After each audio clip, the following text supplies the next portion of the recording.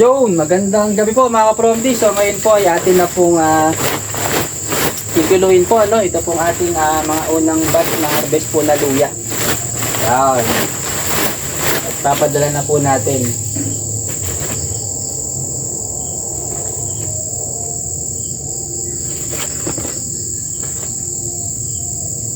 So binubukod na po natin yung medyo halangan po.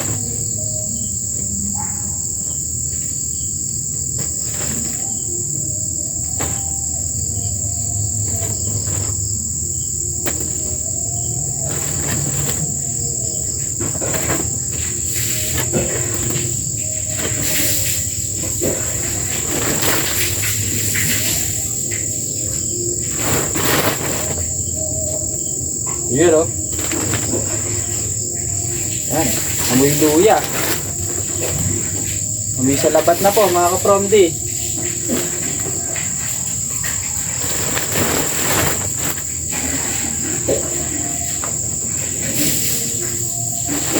Ilang kilo kaya tayo? Pero din to mga ka-Promdi. May kulang 100 din to. Baka nga hindi lang. Matansya eh. Ayan. So para hindi masyado mabugbog, tigkakalating sako lang po ang ating gagawin.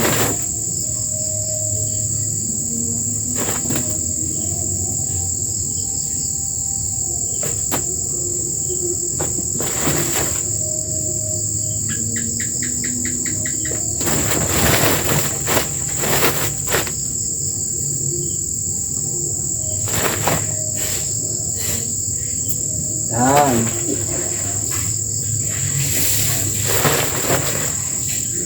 Enjoy po tayo mga ka-Promdi, no, doon sa ginawa nating pag-harvest ng luya. Kasi kahit papano, medyo napabayaan natin siya, pero pa rin, naglaman po siya, no. Lalo na kung ito po ay talagang natutukan po natin mga ka-Promdi, talagang ganda-ganda po yung ating labanan dito. Ayan.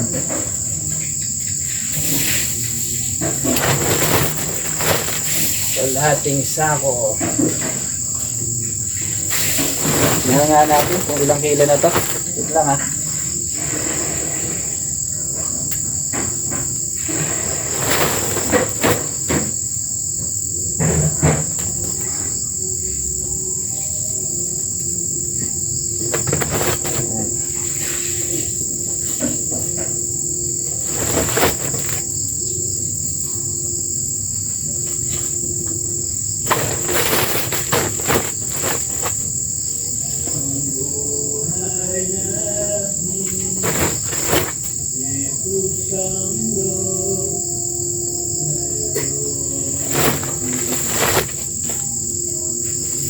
Ayan. Ayan natin.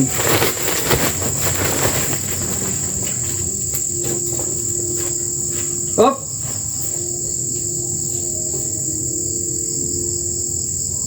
$23. Okay, gawin natin tigbe 25.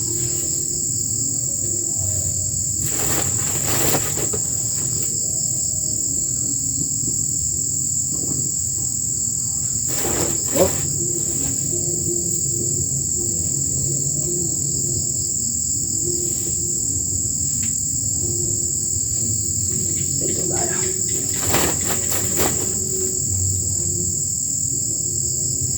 Yan, 25 kilos. Yan.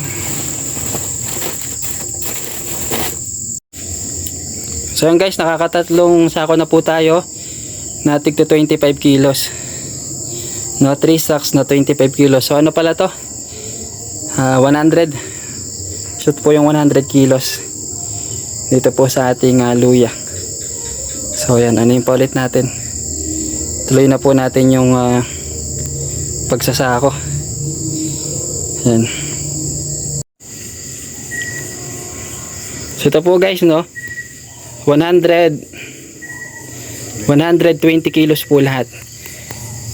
Ito po ang ating naisako po na luya for delivery po bukas. Loben. Yun. Luya pa more.